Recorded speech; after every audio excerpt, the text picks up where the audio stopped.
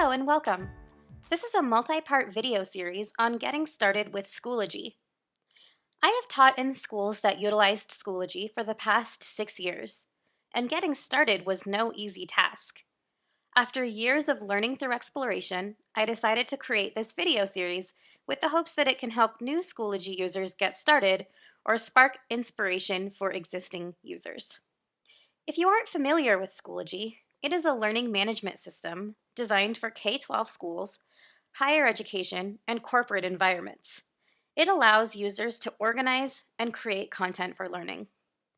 I have only ever used Schoology in a K-12 setting, and I used it with grades 7 through 12. I have also only taught in schools with one-to-one devices, where all students either had Chromebooks or iPads.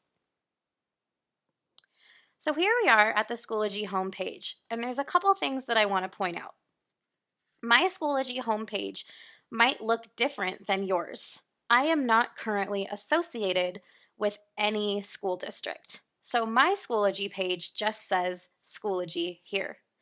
If you are associated with a school district, it likely says the name of your district and Schoology as well, and the color might be different. In addition, one thing that I would like to point out is that this confuses students, especially younger students. Oftentimes in my class, I would tell students to go to Schoology to access their work, and they would just go to Schoology.com, and that they would try to log in using their credentials and it wouldn't take them anywhere.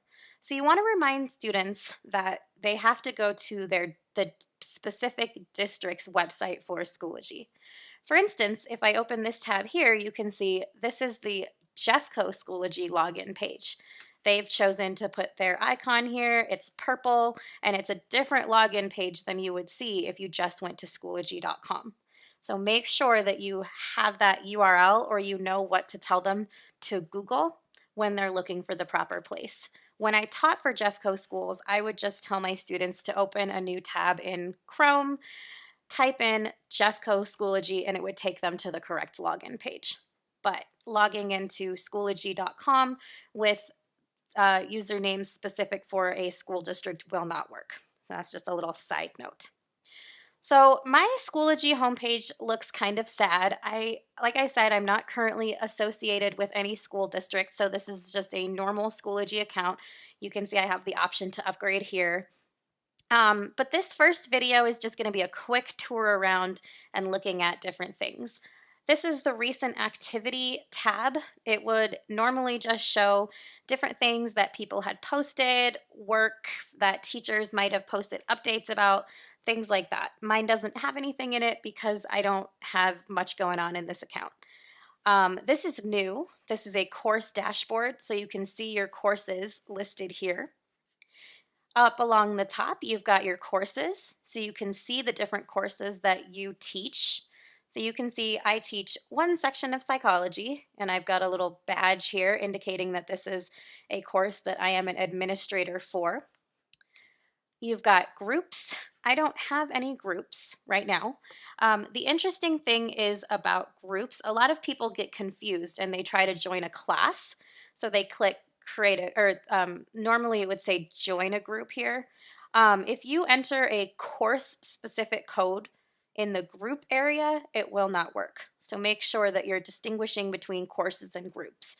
Groups are often utilized more for professional development and sharing of resources, but they will not allow you to do any grading or any sort of PBIS reward systems. So that's kind of a brief overview between courses and groups. And the last tab you have is resources. So this is going to be an area where you will save your resources that you have made. So you can see I have taught regular 7th grade social studies, honors 7th grade social studies, economics, and psychology. And so I have all of those resources uploaded into my resources bank so that I can use them in the future if I want to. Over here is a search button if you want to search for things.